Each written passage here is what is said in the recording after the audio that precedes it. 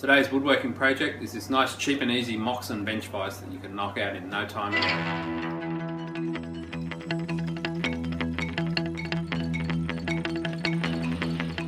Today's woodworking project is this Moxon style bench vise.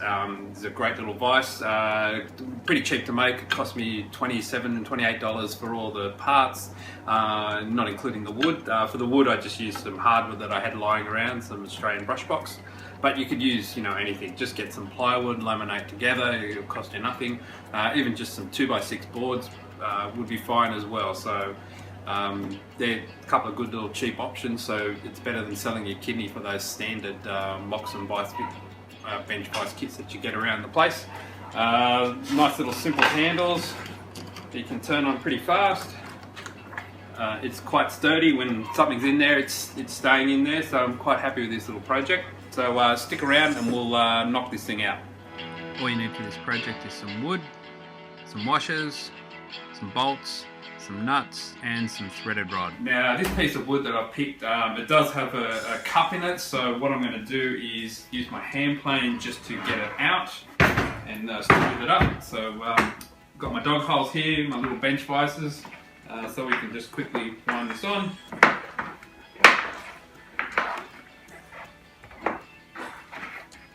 I'm just going to use a straight edge and a pencil just to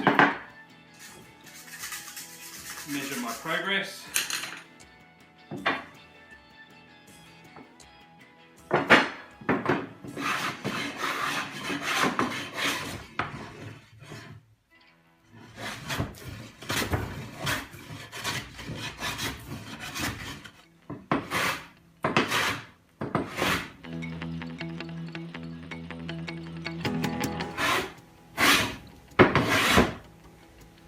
Screw this.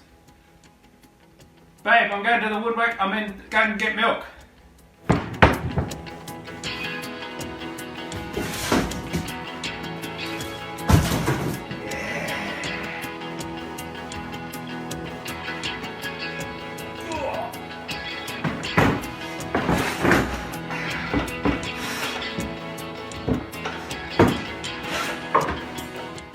Who can't resist a spiral head thicknesser on sale?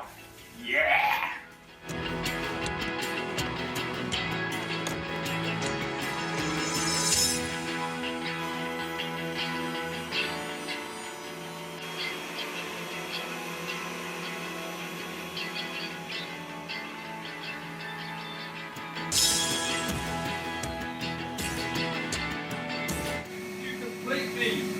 I'm just going to use a gripper and a grip block. If you haven't seen a grip block, these are another product from Microjig. They've got these little drop down feet, so when you push it down, they'll drop on and catch the wood and push it through. Make it life nice and easy for you and nice and safe, so you get to keep your fingers.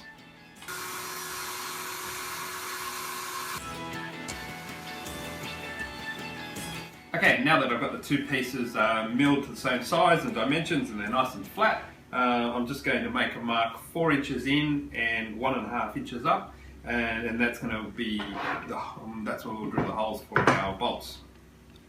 Okay, before we take it to the drill press, I'm just going to use some double-sided tape to stick these two together so they don't move.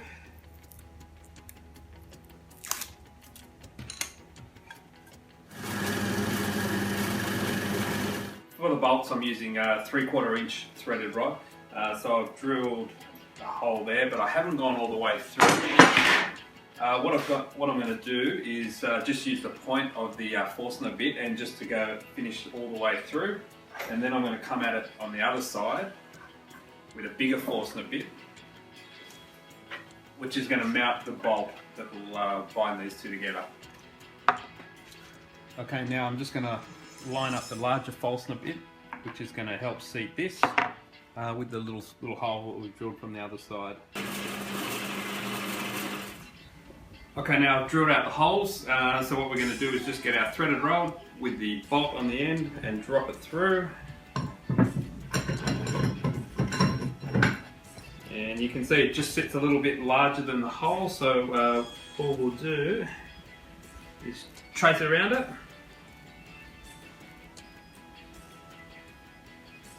Okay, using a really sharp chisel, I'm just going to go around and just widen this hole. I'm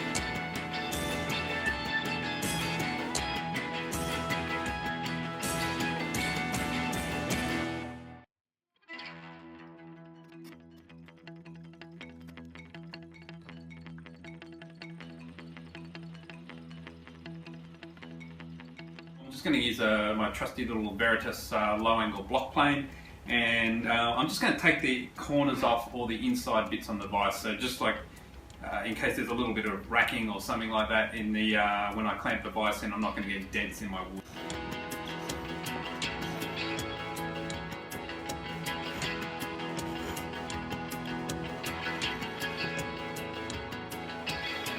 So what I've done is I've just cut another little rail that sits flush with the front of my vise, with the front of my bench.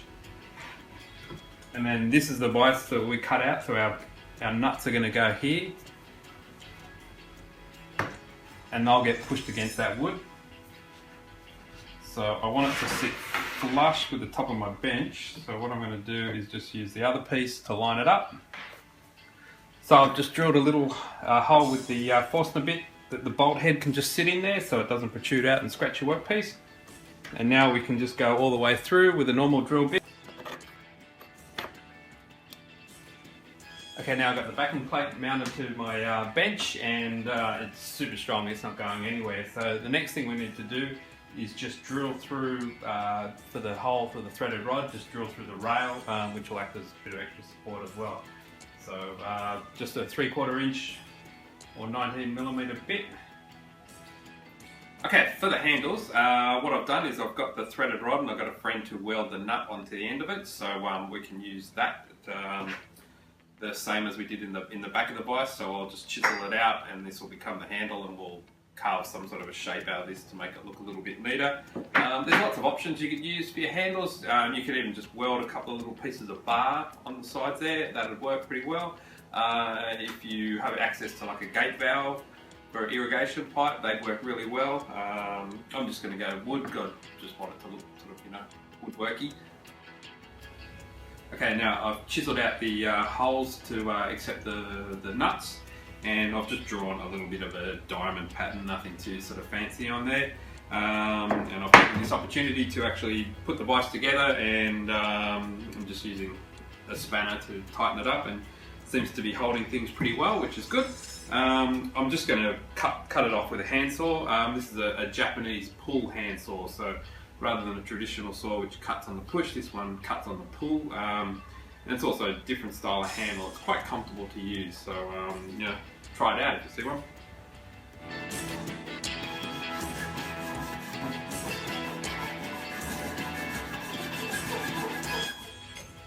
Okay, so I cut these out with the saw and then just did a bit of shaping on the disc sander. So I came up with just a nice simple shape that I like.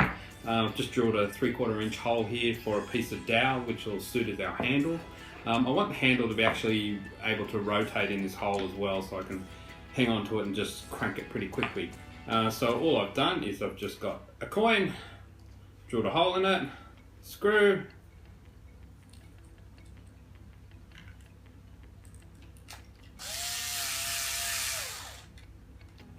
screw it in, and there you go. So now when I turn it, that'll move freely.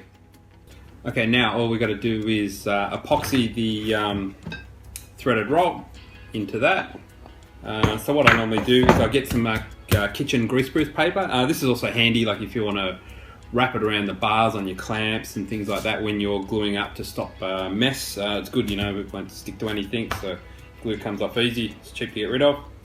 So all you do is you have an A and a B part, you mix these two together in equal parts.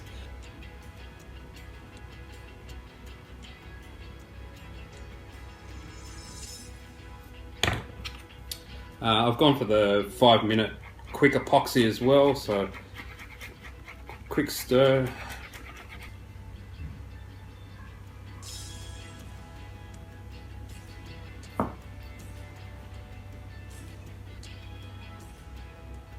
Okay, now I was just going to apply a little bit of finish. I wasn't going to go too crazy with it. What I was going to use was some of this wood sheen, which is just a mixture of, I think it's beeswax and tung oil.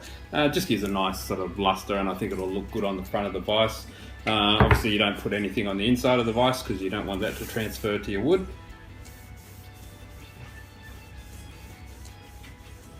Wow, that looks pretty good. This wood sheen might be my new favourite wood finish. Look at that. That's I don't know if you can see it, but that's really shiny. It's brought a lot of the shine out in the wood. I like it. Okay, so the last thing to do is put it all together. So what I've done is I've just got a couple of washers on the threaded rod.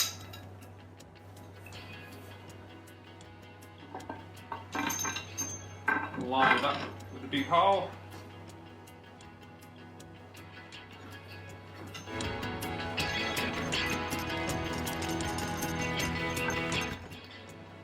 Thanks for watching. I hope you enjoyed this nice little project. It came out quite well. I'm very happy with it. The handles work quite well. We've got some more woodworking videos, so if you want to see how to make a laptop stand, you can click here. Or if you want to see how you can make a router table for only $10, you can click down here.